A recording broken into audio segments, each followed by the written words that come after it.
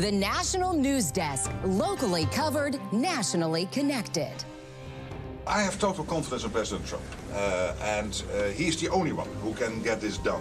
Push for peace in Europe, the new efforts by the United States to pressure Russia to come to the negotiating table. And the National Guard blocked from one major city while decisions hang in the balance in other major cities for President Trump's crime crackdown. The latest on National Guard deployments across the country. And then a high-stakes arrest of a museum thief in France, but not the one French officials were hoping for. The latest on the search for the Louvre bandits. Good evening, I'm Taylor Murray. Welcome to the National News Desk, America's News Now. President Donald Trump meeting with the Secretary General of NATO at the White House this evening, exerting new pressures on Russia as the war in Europe takes a turn away from peace again. At least 6 people have been killed in Russian missile attacks across Ukraine. 2 were children as a kindergarten was hit in the barrage. Ukrainian officials say another 48 children were rescued from the building. Now, the assault comes amid stalled efforts to unwind Vladimir Putin's war. Ukrainian President Volodymyr Zelensky says President Trump's proposal to end the war is a good compromise.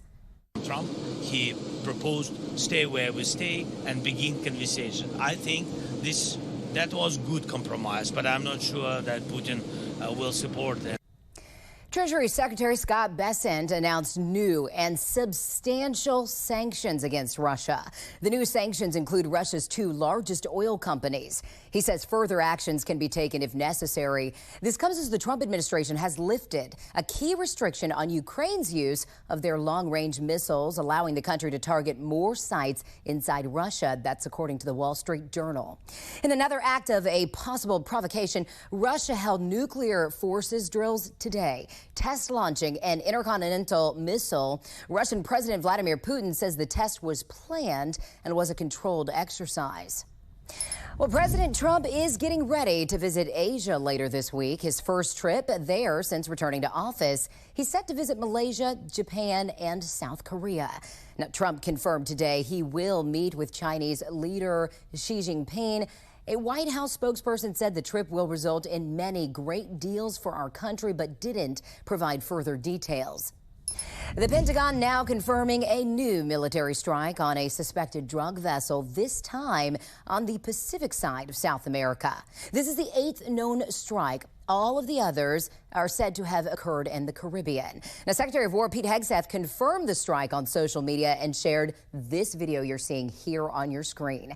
Hegseth says 2 people were killed, bringing the death toll from all 8 strikes to at least 34 people. Critics question if the strikes are legal. Vice President J.D. Vance continuing his trip to Israel today, meeting with Israeli Prime Minister Benjamin Netanyahu as the U.S. works to keep the ceasefire between Israel and Hamas intact. Here's national correspondent Kayla Gaskins. Vice President J.D. Vance met with Israeli Prime Minister Benjamin Netanyahu Wednesday as frustration mounts in Israel over Hamas's failure to uphold key parts of the ceasefire agreement. We're here to talk about how to ensure that the peace agreement that started about a week ago sticks. Hamas has yet to begin disarmament. And as Israel's international spokesperson to the UN, Jonathan Haranoff, points out, not all the hostages are home. As of Wednesday afternoon, 13 bodies remain in Gaza. There are many, many families that are still, suffering. Some fear the ceasefire wouldn't survive the weekend after skirmishes in Gaza led both sides to accuse the other of violating the deal. It is certainly fragile. Israel has been abundantly clear from the outset that it plans to abide by the terms of the agreement. Special envoys Steve Witkoff and Jared Kushner arrived in Israel last weekend. The vice president joined them on Tuesday, and Secretary of State Marco Rubio arrives Thursday. Critics accuse the White House of sending this flurry of high-level officials to babysit Netanyahu, ensuring Israel doesn't resume military action in Gaza. Vance addressing those concerns. It's not about monitoring in the sense of you monitor a toddler. It's important for the principals in the administration to keep on ensuring that our people are doing what we need them to do. Netanyahu, meanwhile, trying to show the alliance between the U.S. and Israel remains strong. We've had an unmatched alliance and partnership with the United States. That is changing the Middle East. We also spoke with Mark Walker, the U.S. ambassador designate for international religious freedom. He's also in Israel this week. It's unparalleled that you have the president going to a country, and then literally the next week you have the A-team coming in again to make sure this process stays in place. And Taylor, Secretary of State Marco Rubio is set to meet with Prime Minister Benjamin Netanyahu this Friday. Now, Kayla, what else do we know about Secretary Rubio's upcoming trip? So he'll land in Israel on Thursday. The Netanyahu sit-down will take place on Friday, as I said, and then Rubio will stay in the country for only about 48 hours, so it is a pretty quick trip. This is Rubio's second visit to Israel this month. He is expected to ensure the deal stays in place and moves towards advancing to the next phases. Taylor. In Washington, D.C., Kayla Gaskins, thank you. Legal disputes continue unfolding today, and President Donald Trump's push to deploy U.S. troops to Democratic-led cities. We begin in the Windy City, where a federal judge has extended her order from 2 weeks ago that blocked National Guard troop deployment to Chicago. However, at today's hearing, the judge told plaintiffs and defendants the order can only be extended once and will be for 30 days. Regardless, the Supreme Court could step in any time as the Trump administration asked the justices to allow the deployments. Let's head now to Tennessee, where officials were expected to provide an update today on a lawsuit attempting to block the state's National Guard from being deployed to Memphis. The governor and attorney general okayed the deployment, but the National Immigration Law Center argues there's no rebellion or invasion that justifies sending in the Guard. Meanwhile, in California, appellate judges are considering arguments about President Trump's deployment of National Guard troops to Los Angeles earlier this year. Let's assume that there was a lawful call-up. Do the call-ups have to have a temporal limit? Can the president just say they're called up without putting an end date on it? I think he can do that, yes. I think this statute leaves to the president's discretion to. The judges are deciding whether to vacate a June order giving control of the troops back to the state. And while that was a win for Governor Newsom, an emergency ruling from appellate judges reversed it, letting troops remain under federal control. Well, happening today, California Governor Gavin Newsom says he will start deploying the National Guard, but this time to help staff food banks during the government shutdown. The move comes as SNAP benefits are delayed for 5.5 million Californians, and food banks in the Golden State say they have been stretched thin. Taking a look now at the nation's capital, where nearly 2,500 National Guard members could remain in Washington past next summer. The D.C. National Guard General writes that while the mission is set to continue through November 30th, America's 250th anniversary, of course, in July, will be a big factor in determining the mission's future. So far, the White House hasn't specified an extension date. District officials say they found evidence troops could remain in D.C. indefinitely. Attorney General Pam Bondi slamming a Democratic plan to launch an online tracker of immigration enforcement activity. On X, Bondi claims it's an attempt to put ICE agents at risk. She says the Justice Department will prosecute anyone who assaults an agent. Yesterday, California Congressman Robert Garcia announced the Oversight Committee will launch that site in the coming weeks. The mother accused of abandoning a newborn baby at a Manhattan Midtown subway station Monday has been arrested, according to NYPD. Crime Stoppers released surveillance video yesterday of the alleged suspect. Take a look. It shows the person authorities believe carried an infant girl wrapped in a blanket to the 34th Street Penn Station subway before abandoning her, and they say fleeing on foot. Now, the Associated Press reports that a 30-year-old woman from Queens was taken into custody early this morning, charged with abandoning and endangering a child.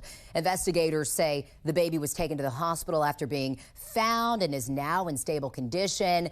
Per protocol, Children's Services for New York City will be monitoring that baby's ongoing well-being. Concern is growing in Florida about the state's plan to stop requiring childhood vaccines. Two former professors say health officials there were told not to talk to anyone about the topic without permission from supervisors. That's according to ABC News, citing the Kaiser Family Foundation. Researchers say measles and other diseases will likely return in the absence of these mandates. Florida's Surgeon General says it's about parental freedom. The North Carolina State House is set to vote on a new congressional map by the end of the week. Now, the map has already passed Senate. If adopted, it will take effect. North Carolina law does not allow for the governor to veto redistricting. And currently, North Carolina's congressional delegation is made up of 10 Republicans and 4 Democrats. This new map could flip 1 seat. Republicans argue the map is meant to combat similar redistricting efforts led by Democrats in other states, such as California, who in turn are attempting to redraw their map because of Texas. And Texas officials have discovered thousands of illegal aliens registered to vote on state voter rolls. Secretary of State Jane Nelson said the non-citizens were flagged through a federal database cross-check. The Trump administration gave states access to that database in an effort to verify the citizenship of their voter rolls. The National News Desk Jeff Harris has more on all of this. Earlier this year, President Trump ordered DHS to give states access to its SAVE database, which allows election officials to confirm voter citizenship against immigration and naturalization records. Texas then used this tool to cross-check its registered voters. Texas Secretary of State Jane Nelson announcing this week a cross-check of the state's 18 million registered voters against federal citizenship records in the SAVE database found over 2,700 possible illegal immigrants registered on its voter rolls. The SAVE database has proven to be a critically important data set and one of the many that we will continue to use in Texas to ensure that only qualified voters cast a ballot in our elections. That is quite a change from prior administrations, which always put up red tape and tried to prevent this. The findings now leading to an eligibility review across the state's 254 counties.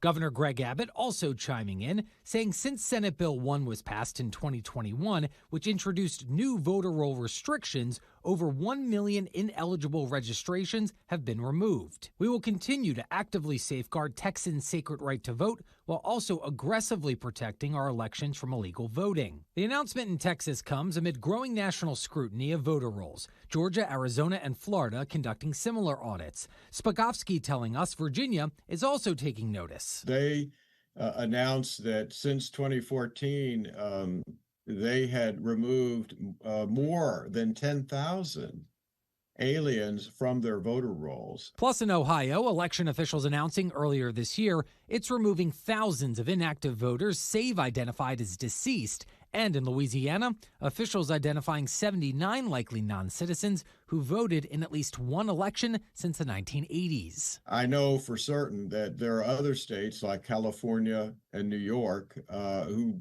have no interest in this. Now, Texas was among the first states to partner with U.S. Citizenship and Immigration Services to compare its voter list with the SAVE database. Nelson says each flagged voter has 30 days to provide proof of citizenship. I'm Jeff Harris reporting from Washington. Coming up, we are now in the second longest government shutdown in history. Why neither Democrats nor Republicans are giving in. Then thieves still on the run following one of the most high-profile and daring jewelry heists the Louvre has ever seen. The museum director testifying in France today. Outrageous, just simply outrageous, but common in this administration.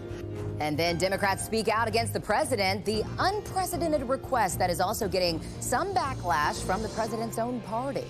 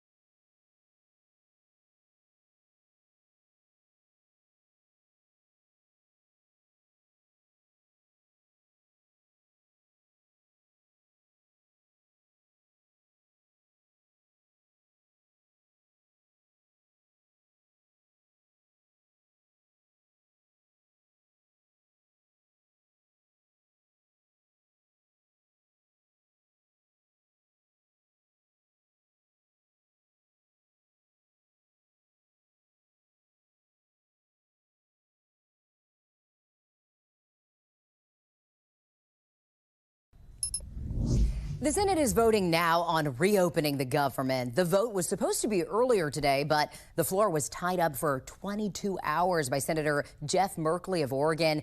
He began speaking last night around 6:30 and finished his filibuster about an hour ago. For much of his time, Merkley rallied and railed against President Donald Trump as an authoritarian.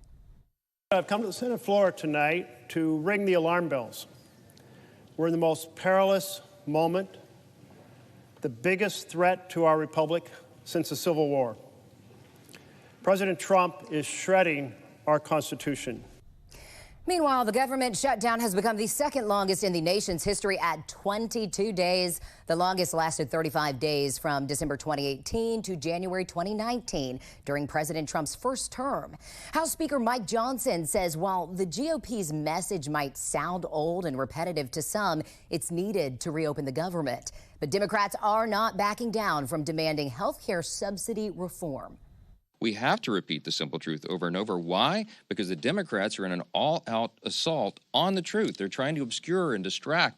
If this shutdown of the federal government by Donald Trump and Republicans continue, folks may even lose nutritional assistance benefits that they depend on to feed themselves, their children, and their families.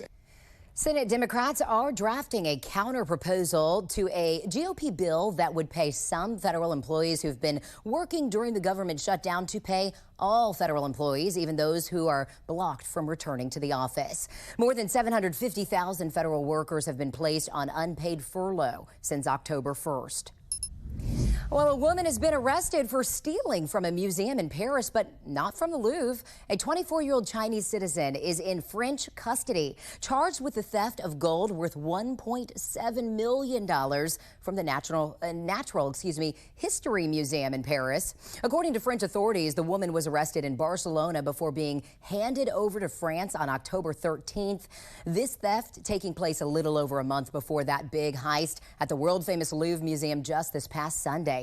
Hey, speaking of which, the director of the Louvre has offered to resign following that brazen jewel heist at the museum, but she was denied by France's culture minister. Laurence Descartes testified to the French Senate, calling Sunday's theft a terrible failure. She says the museum had a shortage of security cameras outside, among other weaknesses, but notes the alarms had functioned normally.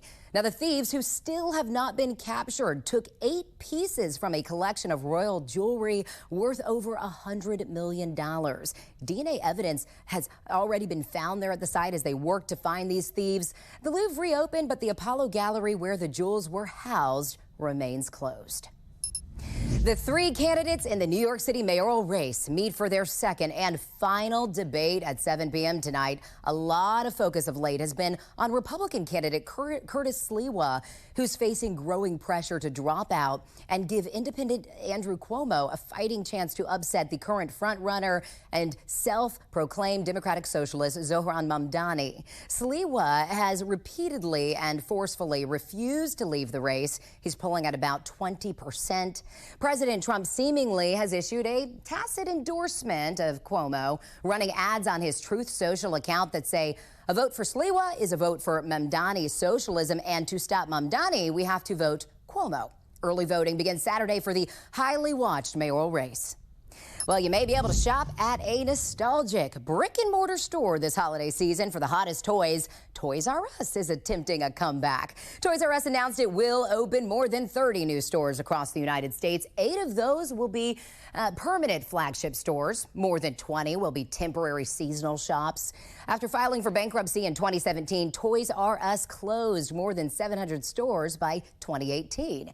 It opened a flagship location in Minnesota's Mall of America in 2023, which remains open. We have reporters all across the country in your neighborhoods covering issues that matter to you. We are taking the pulse of America, and we start in Utah, where a truck driver is suing the government over new commercial driver's license restrictions. Let me get my license. Let me continue to provide for my family as I have. Let me continue being a worker, a hard-working person that I have. A Utah truck driver is among 4 plaintiffs suing the federal government over a new rule that prevents non-citizens with legal work authorization from obtaining commercial driver's licenses. Now, the lawsuit argues the rule violates the Administrative Procedure Act and unfairly targets immigrants with a legal right to work. The Department of Transportation says the rule is temporary and aimed at protecting public safety while audits are completed. It looks and sounds like a police car. And he looked like a police officer, but charges say this was all pretend. Michael Scaletta is facing felony charges of impersonating an officer. Telling me you've been a cop for 30 years and you don't know how jailbooking works? Well, no, it's different I hear because, like, no, I'm asking whether... You work for Edmonds, right? You're high. You think I'm high? I think you're high. Okay. That's your opinion, man. As a matter of fact, Mr. Scaletta, my theory is that this whole pretend to be a cop thing down in Salvation Army is an opportunity for you to seize drugs from a local transient people. Investigators say Scaletta instructed Seattle firefighters to stop their work and close the trunk of the car. Police say they received numerous calls from those even close to Scaletta who say he was passing himself off as a police officer, which he denied. What? Yep. All right, okay. Bengal star Chase Brown made a surprise appearance at Middletown High School on Tuesday to share with students the importance of getting to school. Just remember, everything that you do on a daily basis isn't just for...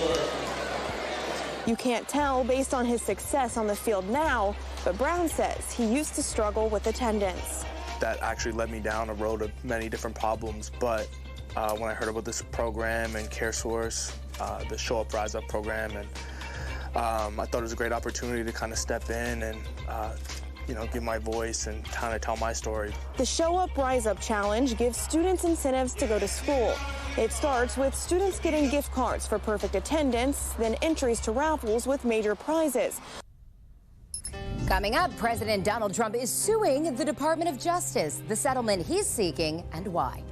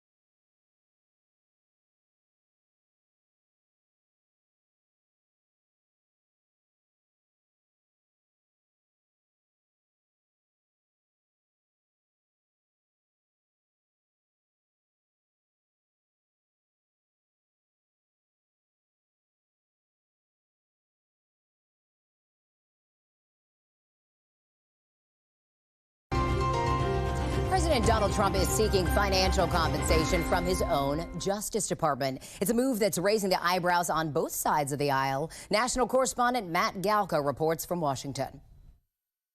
President Donald Trump has already secured high-profile financial settlements from multiple media companies, but this time a large lump sum could be coming from the Department of Justice. Yeah, they probably owe me a lot of money, but if I get money from our country, I'll do something nice with it, like give it to charity or give it to the White House while we restore the White House. And we're doing a great job in the White House. As you know, the ballroom is under construction. The New York Times reported the president has demanded $230 million from the Justice Department. The payment is meant as compensation for past investigations into Trump when he was a candidate. including inquiries into alleged Russian tampering in the 2016 election and a raid on his Mar-a-Lago residence searching for classified documents. A potential payment would be unprecedented. My advice to President Trump would be not to do this, because I think the optics are bad. But if he is going to insist on going forward with this, then I think they need to set up a structure that removes the conflicts of interest. The president and his legal team submitted formal complaints through an administrative process before he eventually went on to win the election. Members of his legal team now hold high-profile positions in the DOJ and could ultimately end up being the deciders on the deal. The potential ethical conflicts were quickly criticized by Democrats and even some Republicans. Lawyers get to play both sides. They were on his team that brought the lawsuits, and now they're on the team for the Justice Department that would agree to pay him. Well, obviously, that's an unacceptable conflict of interest.